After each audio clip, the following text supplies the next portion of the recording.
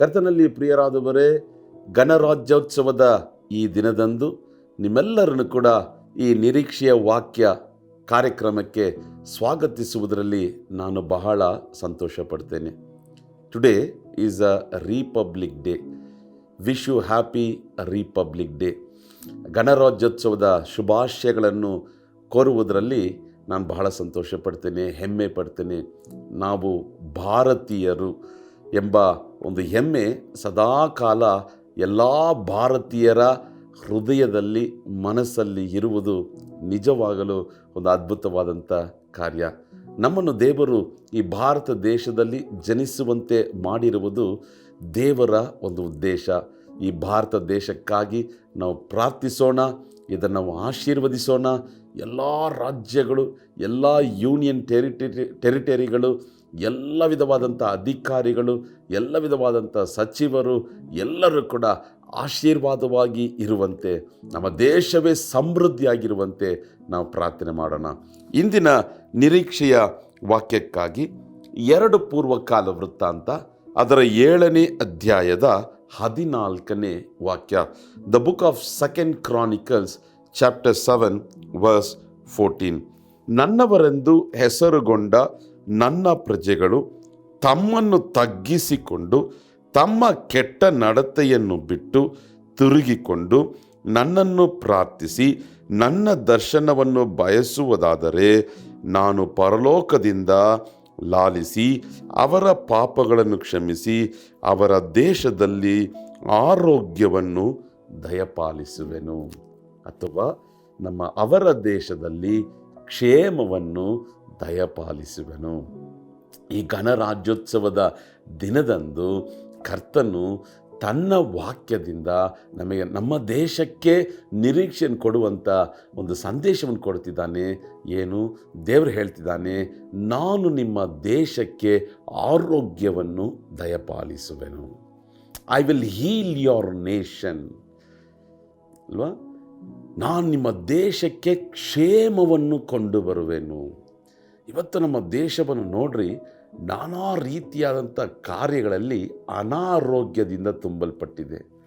ಒಂದು ಕಡೆ ಅಧರ್ಮ, ಇನ್ನೊಂದು ಕಡೆ ಅನೀತಿ, ಇನ್ನೊಂದು ಕಡೆ ಲಂಚ, ಇನ್ನೊಂದು ಕಡೆ ಭ್ರಷ್ಟಾಚಾರ, ಇನ್ನೊಂದು ಕಡೆ ಅನ್ಯಾಯ, ವ್ಯಭಿಚಾರ, ವೇಷಿತನ, ಕುಡಿಯೋದು, ಲೈಂಗಿಕವಾದಂಥ ಪಾಪಗಳು, ಮಕ್ಕಳ ಮೇಲೆ ಅತ್ಯಾಚಾರ, ಹೆಂಗಸರ ಮೇಲೆ ಅತ್ಯಾಚಾರ, ಅಪರಾಧಗಳು, ಕೊಲೆ, ದರೋಡೆ, ನಾನಾ ರೀತಿಯಾದಂಥ ಅನ್ಯಾಯಗಳು, ಅನೀತಿಗಳು ನಮ್ಮ ದೇಶದಲ್ಲಿ ನಡೀತಾ ಇದೆ. ಅದನ್ನು ಪ್ರತಿನಿತ್ಯ ನಾವು ದಿನಪತ್ರಿಕೆಗಳಲ್ಲಿ ಓದುತ್ತಾ ಇದ್ದೇವೆ. ಇದಕ್ಕೆ ಏನಪ್ಪ ಪರಿಹಾರ? ನಮ್ಮ ದೇಶವು ಸುಕ್ಷೇಮದಿಂದ ಇರುವುದಕ್ಕಾಗಿ, ಸುಭಿಕ್ಷವಾಗಿ ಇರುವುದಕ್ಕಾಗಿ, ಸಮೃದ್ಧಿಯಾಗಿರುವುದಕ್ಕಾಗಿ, ಆಶೀರ್ವಾದವಾಗಿರುವುದಕ್ಕಾಗಿ ಏನು ದೇವರ ವಾಕ್ಯ ಇಟ್ಟಿದ್ದಾನೆ? ದೇವರು ಹೇಳ್ತಿದ್ದಾನೆ, ನಾನು ನಿಮ್ಮ ದೇಶಕ್ಕೆ ಆರೋಗ್ಯವನ್ನು, ಸುಕ್ಷೇಮವನ್ನು ದಯಪಾಲಿಸುವೆನು. ಅದೇ ನಿರೀಕ್ಷೆ ಕೊಡುವಂಥ ವಾಕ್ಯ. ಆದರೆ ಅದಕ್ಕೆ ನಾವು, ದೇವರ ಮಕ್ಕಳಾಗಿರುವಂಥ ನಾವು, ಭಾರತದ ಜನರಾಗಿರುವಂಥ ನಾವು ಏನು ಮಾಡಬೇಕಂತ ನೋಡಬೇಕಾದ್ರೆ, ನಮ್ಮನ್ನು ತಗ್ಗಿಸಿಕೊಂಡು, ಏನು, ಯಾವಾಗ ಸುಕ್ಷೇಮ ಬರ್ತದೆ? ದೇಶದ ಜನರು ತಮ್ಮನ್ನು ತಗ್ಗಿಸಿಕೊಂಡು ತಮ್ಮ ಕೆಟ್ಟ ನಡತೆಯನ್ನು ಬಿಟ್ಟು ಅಲ್ವಾ? ನಾವು ನಮ್ಮನ್ನು ತಗ್ಗಿಸ್ಬೇಕು, ಆಗ ದೇಶಕ್ಕೆ ಕ್ಷೇಮ ಬರ್ತದೆ. ಕೆಲವರು ನೋಡ್ರಿ, ಅಧಿಕಾರ ಇದೆ ಅಂತ ಹೆಮ್ಮೆ, ಹಣ ಇದೆ ಅಂತ ಹೆಮ್ಮೆ, ಬಿಸ್ನೆಸ್ ಇದೆ ಅಂತ ಹೆಮ್ಮೆ, ಐಶ್ವರ್ಯ ಇದೆ ಅಂತ ಹೆಮ್ಮೆ, ಅಂಥವರು ತಮ್ಮನ್ನು ತಗ್ಗಿಸಬೇಕು. 2ನೇದು, ತಮ್ಮ ಕೆಟ್ಟ ನಡತೆಯನ್ನು ಬಿಡಬೇಕು ಅಲ್ವಾ? ಎಲ್ಲಿ ನೋಡಿದ್ರು ಕೂಡ ವ್ಯಭಿಚಾರ, ವೇಷಿತರ ದಿನಪತ್ರಿಕೆಯನ್ನು ಓದಬೇಕಾದ್ರೆ ನಿಜವಾಗ್ಲೂ ಕಣ್ಣೀರು ಸುರಿಸ್ಬೇಕು. ಅಷ್ಟೊಂದು ಕೆಟ್ಟ ನಡತೆಗಳು ಕಾಣಲ್ಪಡ್ತಾ ಇದೆ. ಹೆತ್ತ ತಾಯಿ ತನ್ನ ಮಗನನ್ನು ಕೊಲೆ ಮಾಡುವುದನ್ನು ನೋಡ್ತಿದ್ದೇವೆ, ತನ್ನ ಮಕ್ಕಳನ್ನು ಸಾಯಿಸುವುದನ್ನು ನೋಡ್ತಿದ್ದೇವೆ. ಅವತ್ತು ದಿನಪತ್ರಿಕೆಗಳು ಓದಬೇಕಾದ್ರೆ ಹೆಂಡತಿ ತನ್ನ ಸ್ವಂತ ಗಂಡನನ್ನೇ ಕಳ್ಳ ಪ್ರೇಮಿಯ ಸಂಗಡ ಸೇರಿ ಕೊಲೆ ಮಾಡಿದ್ದಾಳೆ. ಏನು ನಡೀತಿದೆ ನಮ್ಮ ದೇಶದಲ್ಲಿ ಗೊತ್ತಿಲ್ಲ ಅಲ್ವಾ? ಕ್ರಿಸ್ಮಸ್ ದಿನದಂದು ನೋಡ್ರಿ, ಅನೇಕ ಸಭೆಗಳ ಮೇಲೆ ಅತ್ಯಾಚಾರ. ಇವತ್ತು ನಾವು ಜನವರಿ 26ನೇ ತಾರೀಕು, ಜನವರಿ 23ನೇ ತಾರೀಕು ಗ್ರಹಂ ಸ್ಟೇನ್ಸ್ ಎಂಬುದಾಗಿ ಹೇಳಲ್ಪಟ್ಟಂಥ ಮಿಷನರಿಯನ್ನು 2 ಮಕ್ಕಳ ಸಮೇತ ಕಾರಲ್ಲಿಟ್ಟು ಸುಟ್ಟಾಕ್ಬಿಟ್ರು. 3 ಜನ ಕಷ್ಟಪಟ್ಟು ಅಲ್ಲೇ ತೀರೋದ್ರು, ಎಲ್ಲಿ ನೋಡಿದ್ರು ಕೆಟ್ಟ ನಡತೆಗಳಿದೆ.